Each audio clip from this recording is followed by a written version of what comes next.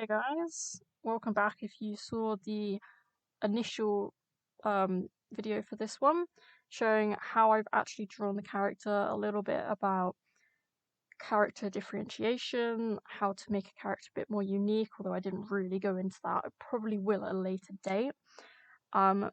So this here is the little guy that I drew, Enoch here.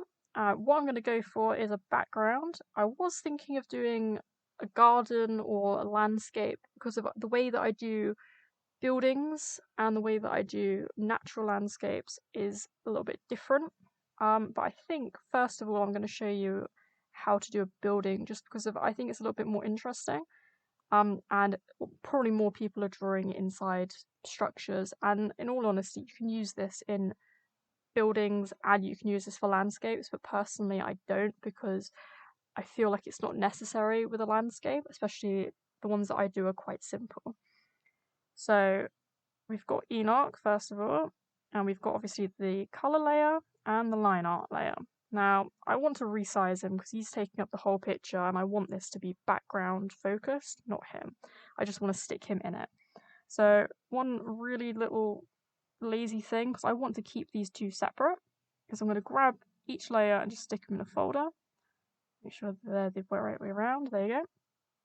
So now this is, I can just move as a whole. If I select the folder there, I mean this works on Fire Up After. I can't tell you what it does on other programs. I'd assume it works just the same. So I can now transform him, make him a little bit smaller, stick him off to the side. So we're gonna make, let's think, we'll make it just a really simple little room, I think, just to make it nice and easy.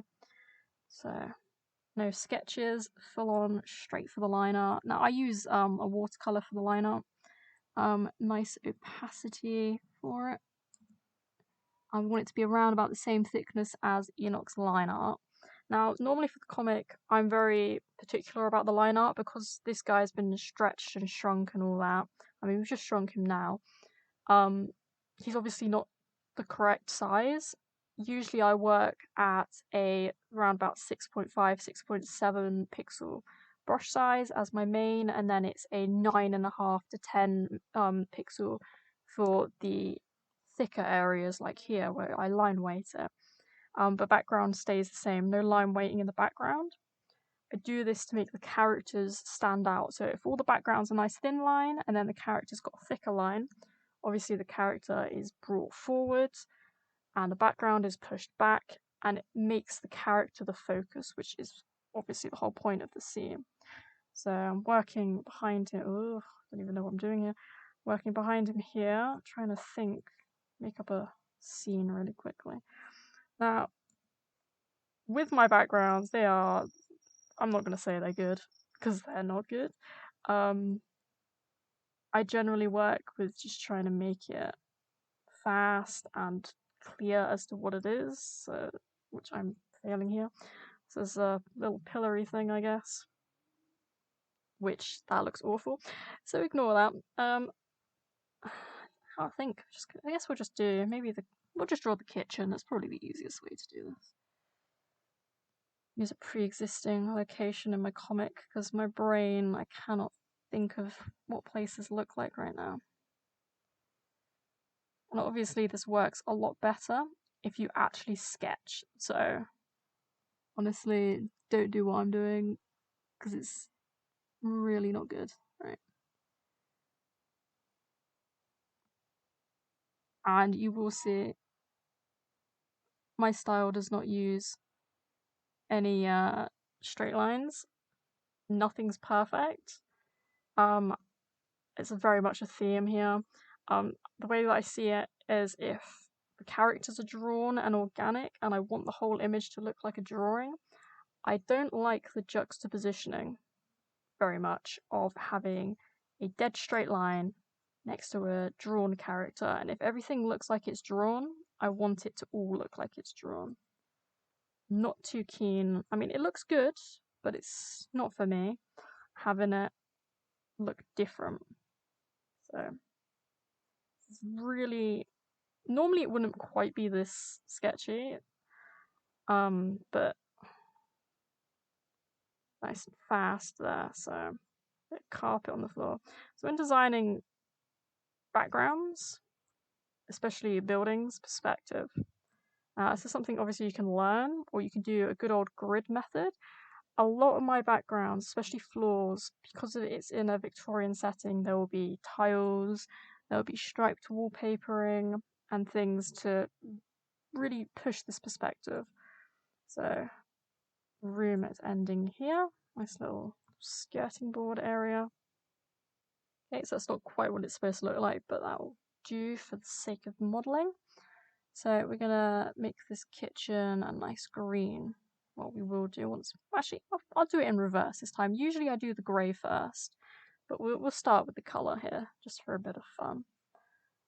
That is a very, very green flooring. Beautiful, yeah. So we'll do that, and this doesn't, as always, doesn't have to be perfect. Nice green floor. So we're gonna keep with the green theme, and we're gonna add some pattern to the floor. Because mine is in the Victorian setting, everything is garish, patterned. It's supposed to be a lot more patterned than the way that I draw it, but in all honesty, there's too much pattern. It gets a bit crazy. So I'm just gonna go for some kind of pattern like this. Ooh, wrong thing. I keep doing that lately. I don't know how. So this pattern is just to make the image just a little bit more interesting visually. Looks a bit more finished. Although it might not look it, this will look okay, I hope. So we're gonna go really nice Victorian contrast. Let's get some, let's go with some orange and blue. That'll be a colour and a half. There you go. Some orange edge there. Okay, so what you might be tempted to do is go for this blue.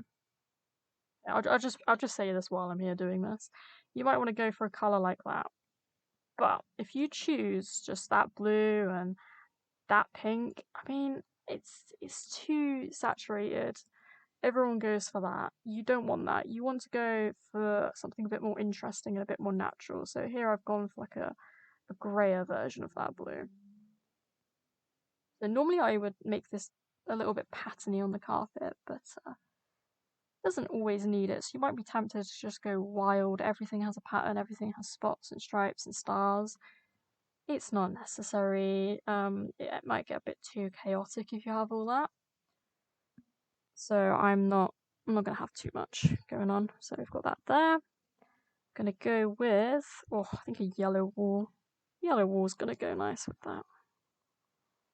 So if we've got yellow wall, we'll probably, because although this is contrasting, we don't want it all to contrast. We want a little bit semblance of normality. We have standards in this weird, brightly coloured house. Get some stripes on the wall. Victorians love their vertical stripes, and I'm not gonna lie, so do I. They look really interesting. And it's so easy. So you might be looking at this thinking, no shading, that will come later. So this technique that I've started doing, if I was to, I'm not gonna go and find one because it's gonna be a bit of a ball ache, but my old pages, they don't have any patterns or anything really interesting because while I was drawing them, I would draw this green here and then I would shade this green here, or I would shade the floor or the wall, so I couldn't really add a pattern without breaking the shading, and I couldn't really shade without breaking the pattern.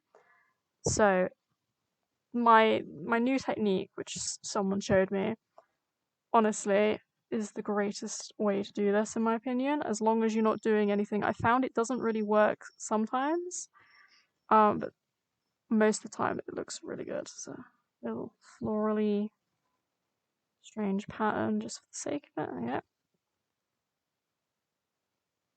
And I've missed a spot. Oops, and that's got a spot on this side, got to stay consistent. Honestly, consistency is my main enemy in these. I have so many pictures where I've done it ever so slightly wrong and it bothers me so much. Even if nobody ever notices, I see it and it bothers me. Okay, so I am pretty much going out the lines here a bit. Doesn't really matter at this point.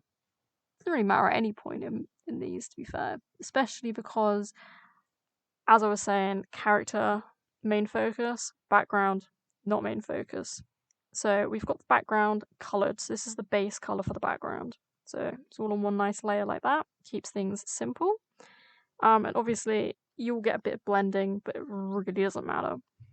We'll delete that, don't need that. So we'll go underneath that layer, zoom out, go in with a nice medium tone grey. That's a bit too light, that's a bit too dark. That'll do it. There we go. So a nice medium tone grey. I'm gonna go a bit darker there. Now normally with the greys, I'll go to an old page, but obviously this isn't actually part of the comic, so this doesn't really matter.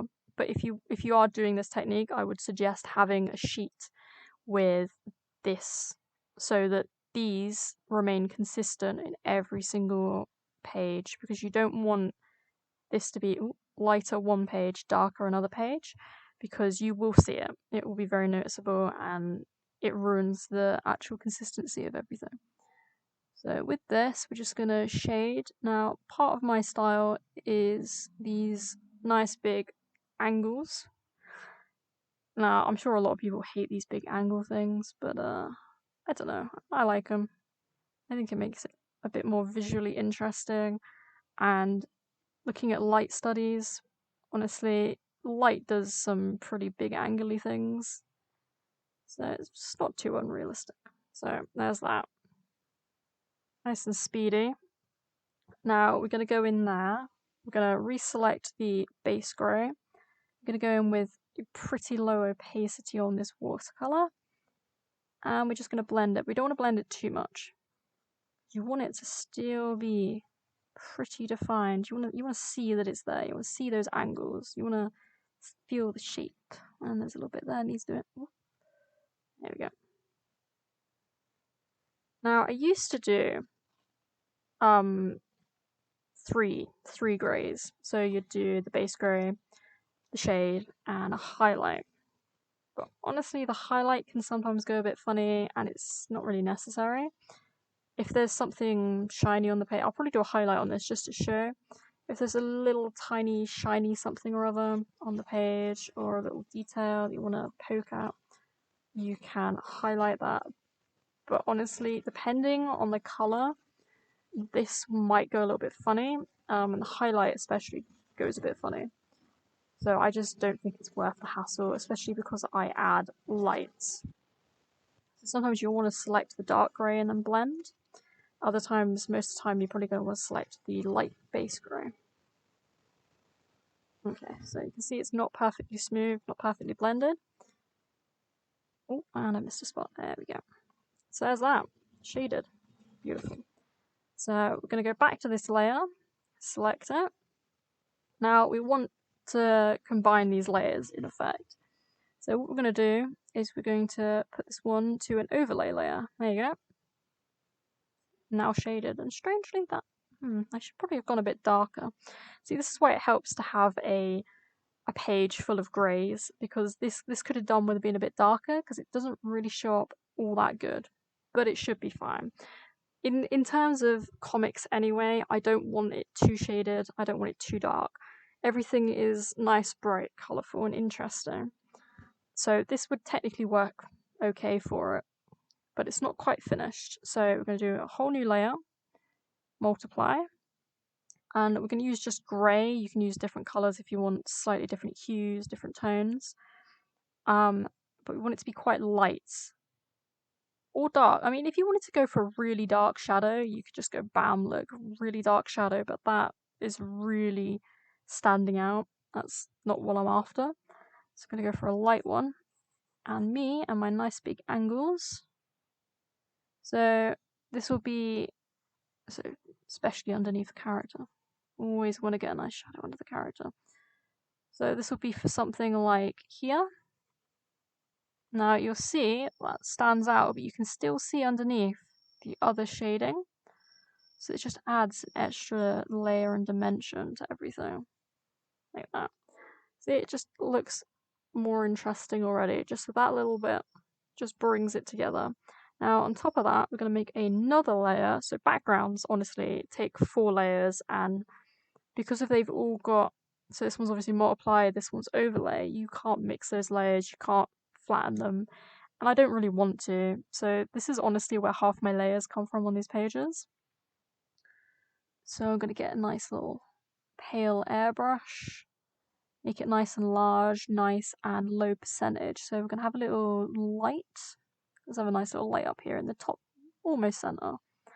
There we go, just tap it on there a little, because you don't want to go crazy. So the way that I specifically do light, I mean, this is just a stylistic thing, almost specific to my comic. I know other people do light like this too.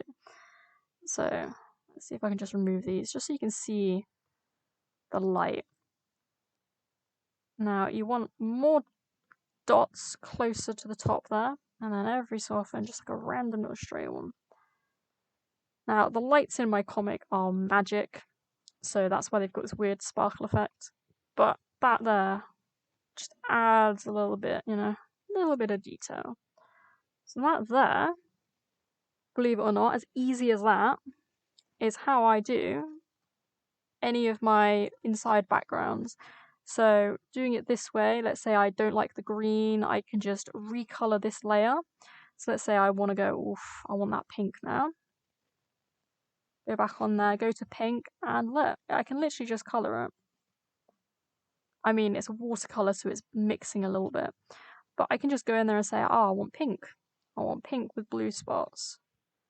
Do that, and it remains completely shaded, completely done how I want it.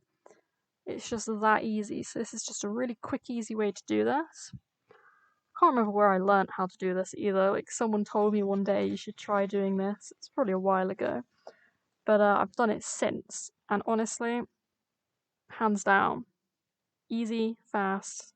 It's just, for people like me who are lazy, but still want to create things, this is brilliant for it. So I hope that was helpful for anyone who wants to learn how to do a really quick, simple comic background, or a background just for drawing in general. Or they, I don't know, they for some unknown reason want to listen to my god-awful voice. This is how I do a background, or this is how I do an inside background. I'll probably do another character and then show how I do an outside background, because that is a slightly different situation. I don't use grayscale at all. It's all coloured and blended on the page. And I will show that, I'll get that done at some point. But for now, that's all we've got. That's all the time we've got as well, by the looks of things. So stay safe out there and keep drawing. Have fun. Hope you enjoyed.